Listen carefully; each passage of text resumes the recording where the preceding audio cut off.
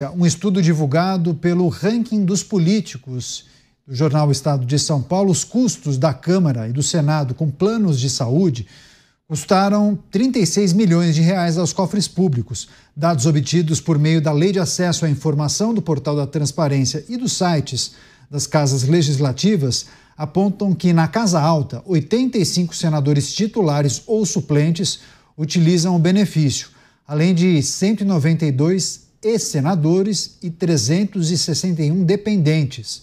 Já na Câmara, 421 dos 513 parlamentares utilizam o benefício, além de 832 dependentes.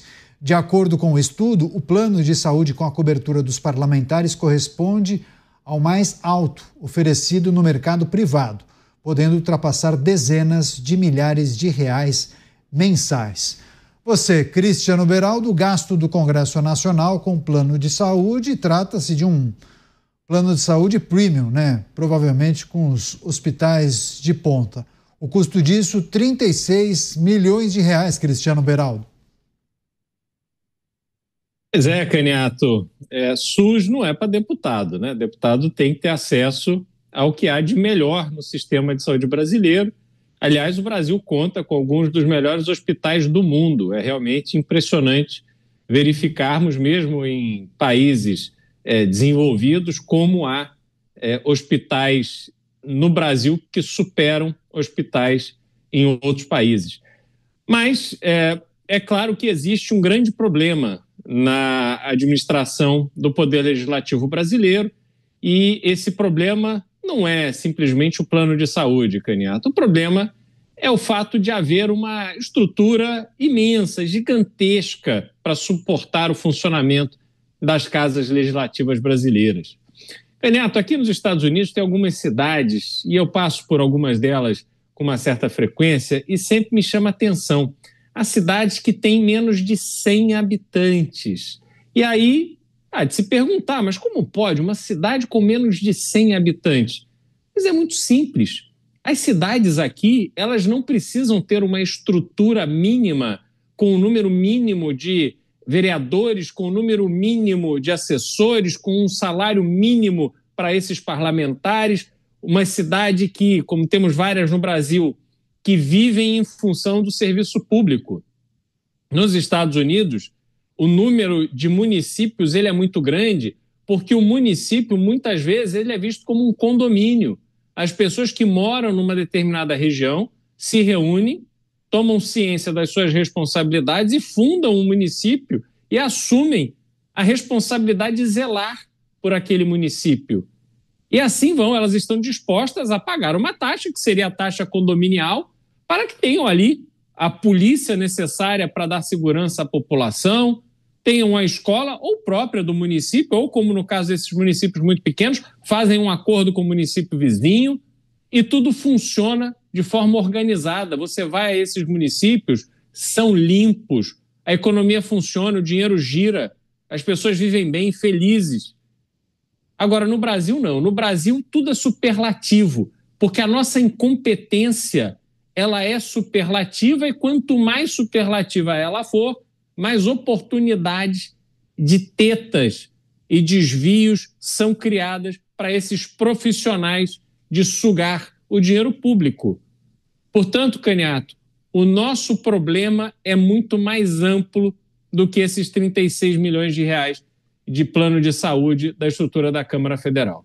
Pois é, mas muitos questionam, parlamentar ganha um salário acima da média do brasileiro, talvez pudesse arcar com parte do plano de saúde, talvez o plano deveria ser restrito ao parlamentar, mas a gente observa que ele também atende aos seus familiares, enfim, isso custa, né? E isso é dinheiro público, né, Kriegner?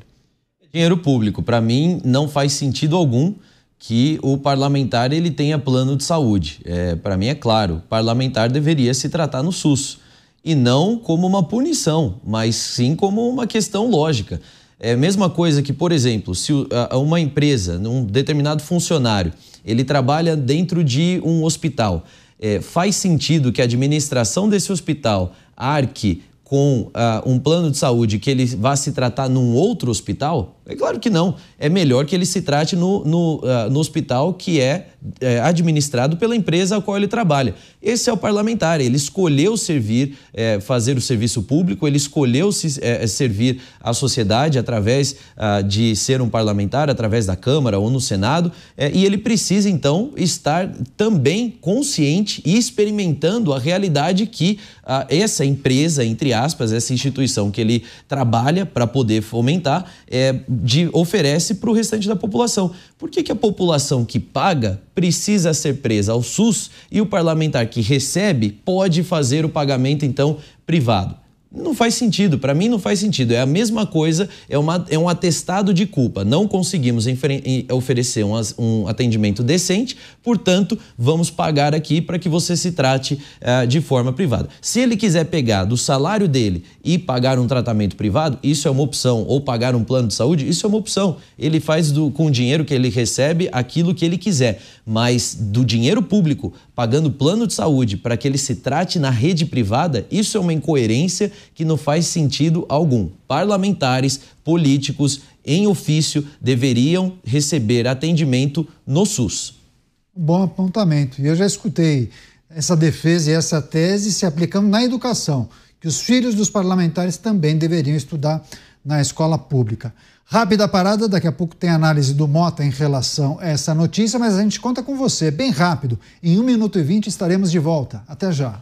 Mais uma notícia, o governo restringiu... antes disso, antes de a gente chamar a notícia, tem que passar rapidamente para o Mota, que nós falávamos sobre o valor mensal, né, para o plano de saúde, né, Mota? E aí o Kriegner defende que os políticos se utilizem, inclusive, do serviço público de saúde. Concorda com ele? Eu sei que em outros países parlamentares têm que usar o serviço público de saúde. Só para a gente fechar esse debate. Não, eu acho que isso não é uma proposta viável. Eu acho que essa situação acontece em vários países do mundo. Nos Estados Unidos, eu me lembro de um debate em que os deputados de direita disseram: olha, essa turma da esquerda aí, todo mundo quer despejar uma quantidade enorme de dinheiro na educação pública. Todos os políticos esquerdistas americanos têm os filhos nas escolas particulares mais caras do país. Nenhum único político esquerdista americano tem um filho em escola pública.